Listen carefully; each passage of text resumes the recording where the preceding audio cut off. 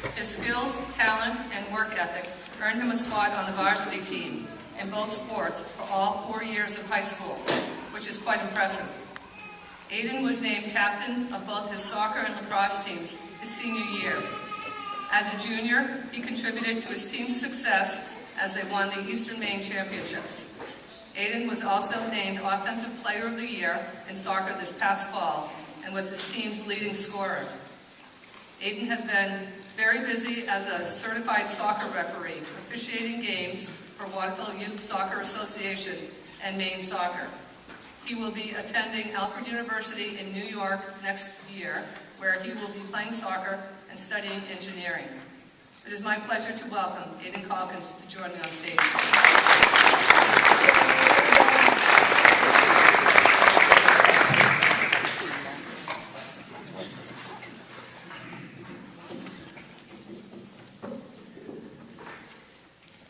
Good evening. Let me tell you a few stories about believing. My first story is about my childhood hero who I believed in, Michael Vick. Michael Vick is an NFL quarterback for the Philadelphia Eagles and used to play for the Atlanta Falcons. When I was your age, he was my idol. His life was my dream. I wanted to be everything he was. I used to follow his stats and watch the Falcons play every Sunday. I remember being in this very gym once for my Cub Scouts Pinewood Derby. While everyone else was watching the cars race, I was perched in the corner, wearing my Vick jersey, listening to the Falcons playoff game on the radio. Everything else seemed irrelevant because I believed in Vick. Then one day, I heard the news that I thought I would never hear. Vick had been arrested and was eventually sent to prison for felony dogfighting charges. That's bad stuff. I was devastated. You've probably all seen my dog, Mia, running laps with my mom and sister at running club. Well, I couldn't believe that someone that I looked up to so much could do something so bad and be so cruel to animals. I came home and told my parents that I wanted to burn my Vick jersey because I was so disappointed in his actions. Vick served 21 months in prison and was forced to take that time off from football. When Vick came back, he signed with the Philadelphia Eagles. At first, Vick was a backup and got hardly any playing time. He didn't let this go to his head, and he kept practicing hard and trying to impress the coaches because he believed in himself. When Vick finally became the starter, he hit the ground running.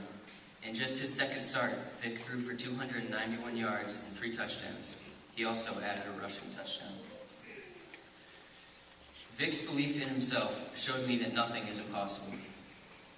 He made a bad choice in his life, and then did the right thing. He worked his way from the bottom, all the way back up to the top, by believing in himself and never giving up. Another person who showed me how important belief is my soccer coach, John Del Judas. John has believed in me from a very young age, ever since I played for his Nova soccer team when I was 8 years old. I was playing with kids that were a year older than me, and since I was so small, you would have guessed that there was enough of an age difference that they could have been my babysitters. I wasn't nearly as skilled as most of them either. Any other coach would have dismissed me and said, "Sorry, try again next year."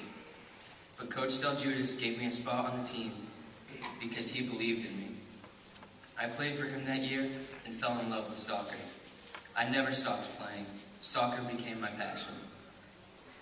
If John hadn't believed in me and taught me to believe in myself, there's no way I would have been I would be where I am now, going to play soccer in college.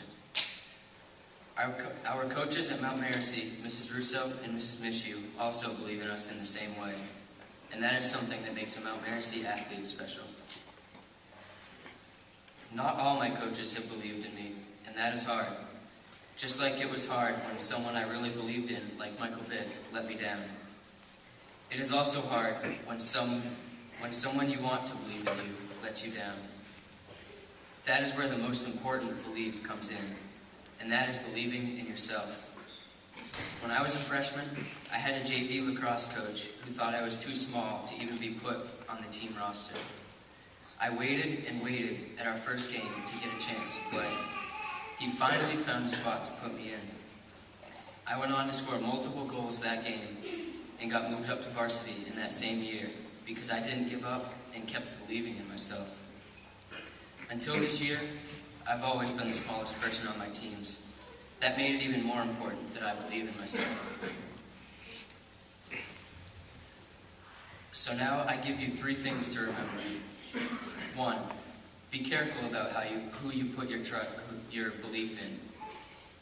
It's good to have sports figures you admire, but remember, they are humans and will make mistakes.